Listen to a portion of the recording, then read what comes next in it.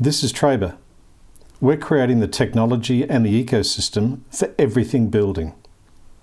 We're creating a market network which boasts a marketplace and a mobile-first, cloud-based suite of project control tools for builders, consumers, trades, suppliers, for everybody. All on a smartphone, all remote, all mobile, all for building.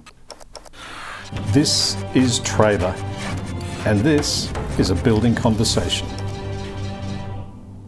So good morning, Tony Huxley here from Trabr, and I'm really excited to be sitting with Doolan, who's a franchisee of First Class Accounts. G'day, Don. G'day, Tony. How are you? Good, mate. Yourself? Good, thanks.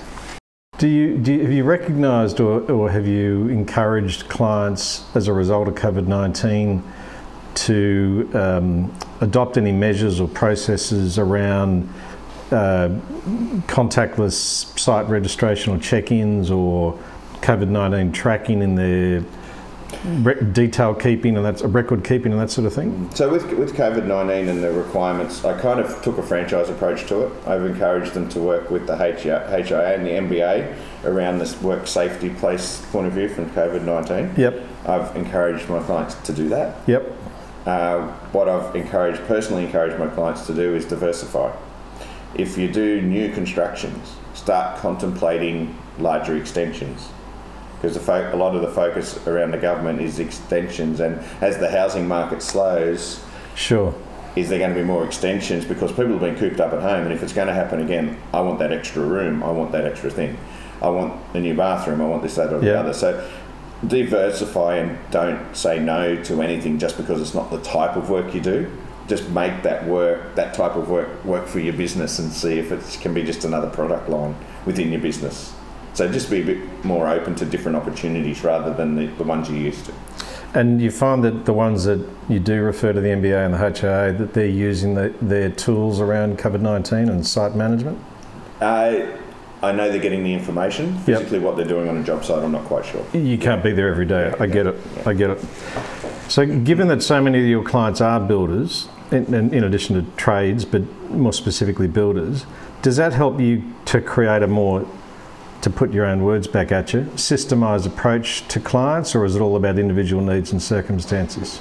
The system that we use... Because formulaic, it's cheaper, you know? Yeah, so the system that we use, so to systemise my business, I created a system for the builders and the trades industry, okay? It's the same technology-based system. Sometimes the things change, like it might be Xero or MYOB, it might be Receipt Bank or HubDoc, and we're talking about job management systems. People do use different job management systems. Yep. But the actual concept is the same about the flow within the operational side of the business from the finances point of view. Yeah. So we've created a system around that because it gives surety to our clients coming in. It gives systems within my own business, so my staff can work with any one of our clients. If someone's away, we can cover all clients no matter what happens, even if one of my staff members is off sick. Yep. So it's a definite system that works for the building industry, yeah. Interesting, okay. So with your building clients in particular, what would you say is the main issue or the main reason that keeps any of them awake at night? They don't know their numbers. They don't know where they are on a job. They don't know if they're blowing their budget on different elements of the build. For instance, the concreting, the carpentry. They're not keeping track of their numbers from a what I would call a profit and loss point of view, like knowing your true profit, as well as knowing how is their budget going against their actuals. Yeah. Like everyone creates a budget and everyone does it a million different ways, but tracking that and knowing the intricate details of where you're blowing your budget, so next time you quote, you get it right. There's always unders and overs, right? Naturally. There always is, and it's about reducing the overs. So at the end of the day, it's the financial bottom line that is the thing that most, understandably troubles them. That's the number. The numbers is what keeps you awake at night is anxiety, and it's the anxiety about not knowing your numbers. When you know your numbers, you may be making money or you may be losing money. But it's only at that point in time you can make decisions about what to do about it. So plenty of times we do the numbers and we say you're losing money, okay? And then it's like, well, what are we going to do about it? Do we increase our margins? What do we do? Do we Do we work on the throughput a bit better, or what do we do there? So until you know your numbers, you are going to wake up at night, in the middle of the night. I get it. I think we all get it. You mentioned before you wrote a book about the paperless office. Mm-hmm. Tell me a little bit more about that. So I wrote it when I was at school. I wasn't an English scholar. I was more of a mathematician. So I used to read That probably helps in bookkeeping, doesn't it? Yeah. That's probably why I am where I am today. But I always used to read the study notes rather than the novel. So I wrote a 65-page book for people that like study notes.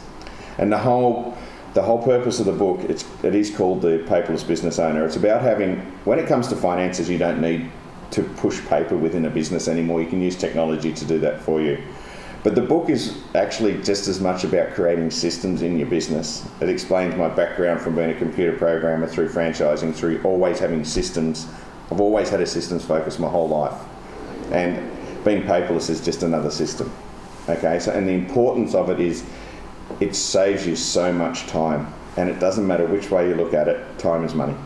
And when you're doing money counting activities, as I said before, as little time as possible. So the people that you've shared that book with, and you know, I'm sure its sales are robust. But what's the view or the feedback that you get from people about the propositions in the book? So they read the book. The book was written so people understand what I do. Yeah. It's hard to explain how I am different to another bookkeeping company. Okay? Because, as I said before, bookkeeping is only 20% of what we do, but it's 85% of my leads. Yeah, I get it. So people come to me thinking they need bookkeeping, and what I show them is a whole office system. And that office system is explained in the book. So they read the book and they say, now I get what you do.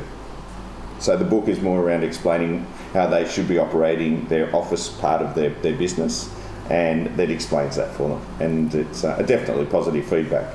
And it's not a very long read, so it's very easy for someone to get the concept very quickly. Look, it's been really interesting talking to you, Don Doolan. Thanks very much for your time. Thanks, Tony. Have a great day. Good on you. See ya.